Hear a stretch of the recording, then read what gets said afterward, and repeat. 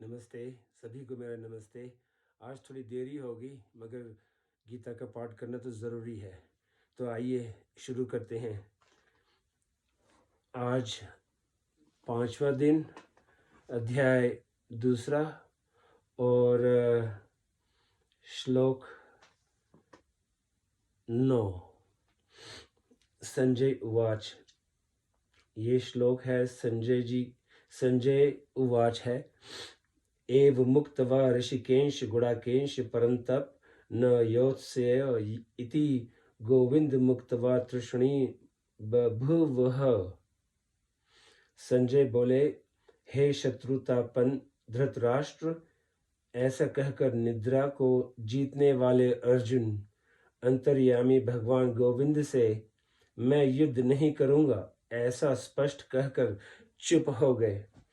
व्याख्या। एव मुक्त्वा ऋषिकेशम से लेके बभुवः तक पूरे श्लोक का मतलब अर्जुन ने अपना और भगवान का दोनों का पक्ष सामने रखकर उन पर विचार किया तो अंत में वे इसी निर्णय पर पहुंचे कि युद्ध करने से तो अधिक से अधिक राज्य प्राप्त हो जाएगा, मान हो जाएगा, संसार में यश हो जाएगा, परंतु मेरे हृदय में जो शोक है, चिंता है, दुख है, वे दूर नहीं होंगे। अतः अर्जुन को युद्ध न करना ही ठीक मालूम दिया। यद्यपि अर्जुन भगवान की बात का आदर करते हैं और उसको मानना भी चाहते हैं, परंतु उनके भीतर युद्ध करने की बात ठीक ठीक जच नहीं रही है। इसीलिए अर्जुन अपने भीतर जची हुई बात को ही यहाँ स्पष्ट रूप से साफ साफ कह देते हैं कि मैं युद्ध नहीं करूंगा। इस प्रकार जब अपनी बात, अपना निर्णय भगवान से साफ साफ कह दिया, तब भगवान से कहने के लिए और कोई बात बाकी नहीं रही। अतः वे चुप हो जाते हैं।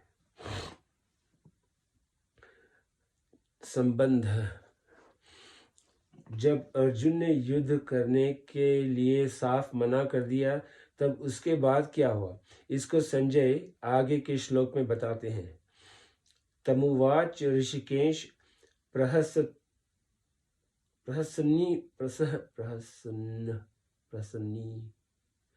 प्रहसन्नीव भारत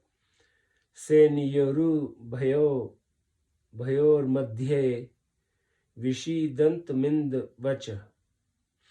हे भरत वंशोद्भव धृतराष्ट्र, दोनों सेनाओं के मध्य भाग में विषाद करते हुए उस अर्जुन के प्रति हंसते हुए से भगवान ऋषिकेश ये आगे कहे जाने वाले वचन बोलेंगे। व्याख्या। इस श्लोक की व्याख्या।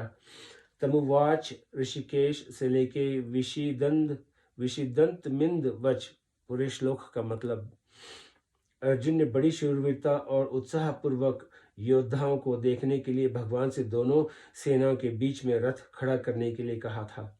अब वहीं पर अर्थात दोनों सेनाओं के बीच में अर्जुन विषाद मग्न हो गए। वास्तव में होना यह चाहिए था कि वे जिस उद्देश्य से आए थे उस उद्देश्य के अनुसार युद्ध के लिए खड़े हो जाते, परंतु उस उद्देश्य को छोड़कर अर्जुन चिंता शोक में फंस गए। अतः अब दोनों सेनाओं के बीच में ही भगवान शोक मग्न अर्जुन को उपदेश देना आरंभ करते हैं। प्रहसनीव विशेषता से हंसते हुए की तरह, प्रहसनीव मतलब विशेषता से हंसते हुए की तरह का तात्पर्य है कि अर्जुन के भाव बदलने को देखकर अर्थात पहले जो युद्ध करने का भाव था वह अब विषाद में बदल गया। इसको देखकर भगवान को हंसी आ गई। दूसरी बात, अर्जुन ने पहले मतलब श्लोक में कहा था कि मैं आपके शरण हूँ, मेरे को शिक्षा दीजिए, अर्थात मैं युद्ध करूं या न करूं, मेरे को क्या करना चाहिए इसकी शिक्षा दीजिए। परंतु यहाँ मेरे कुछ बोले बिना अपनी तरफ से ही निश्चय कर लिया कि मैं युद्ध नहीं करूंगा। यह देखकर भगवान को हंसी आ गई, कारण कि शरणागत होने पर मैं क्या करूं और क्या नहीं करूं आदि कुछ भी सोचने का अधिकार नहीं रहता। उसको तो इतना ही अधिकार रहता है कि शरण जो काम कहता है, शरणाई जो काम कहता है वही काम करे। अर्जुन भगवान के शरण होने के बाद मैं युद्ध नहीं करूंगा ऐसा कहकर एक तरह से शरणागत होने से हट गए। इस बात को लेकर भगवान को हंसी आ गई। ईव का तात्पर्य है कि जोर से हंसी आने पर भी भगवान मुस्कुराते हुए ही बोले। जब अर्जुन ने यह कह दिया कि मैं युद्ध नहीं करूंगा तो तब भगवान को यही कह देना चाहिए था कि जैसी तेरी मर्जी आए वैसा कर। यते यथेच्छसि तथा कुरु। परंतु भगवान ने यही समझा कि मनुष्य जब चिंता शोक से विकल हो जाता है तब वह अपने कर्तव्य का निर्णय न कर सकने के कारण कभी कुछ तो कभी कुछ बोल उठता है। यही दशा अर्जुन की हो रही है। अतः भगवान के हृदय में अर्जुन के प्रति अत्यधिक स्नेह होने के कारण कृपालुता उमड़ पड़ी। कारण कि भगवान साधक के वचनों की तरफ ध्यान न देकर उसके भाव की तरफ ही देखते हैं। इसीलिए भगवान अर्जुन के मैं युद्ध नहीं करूंगा इस वचन की तरफ ध्यान न देकर आगे श्लोक से उपदेश देना आरंभ करते हैं। जो वचन मात्र से भी भगवान के शरण हो जाता है भगवान उसी को स्वीकार कर लेते हैं। भगवान के हृदय में प्राणियों के प्रति कितनी दयालुता है।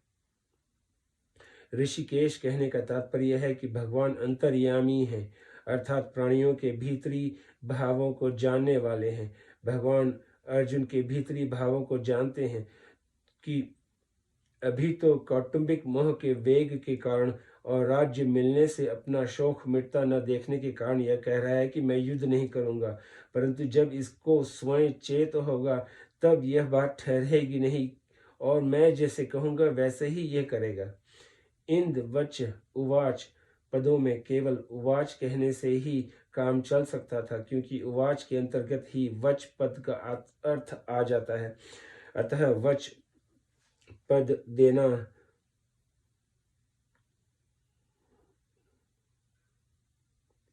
पुनरुक्ति दोष दिखता है परंतु वास्तव में यह पुनरुक्ति दोष नहीं है प्रत्युत इसमें एक विशेष भाव भरा हुआ है। अभी आगे के श्लोक से भगवान जिस रहस्यमय ज्ञान को प्रकट करके उसे सरलता से सुबोध भाषा में समझाते हुए बोलेंगे उसकी तरफ लक्ष्य न करने के लिए ही यहाँ वच पद दिया गया है। आज यहाँ समाप्त करेंगे और कल से श्री कृष्ण जी के उपदेश सुनेंगे। नमस्ते।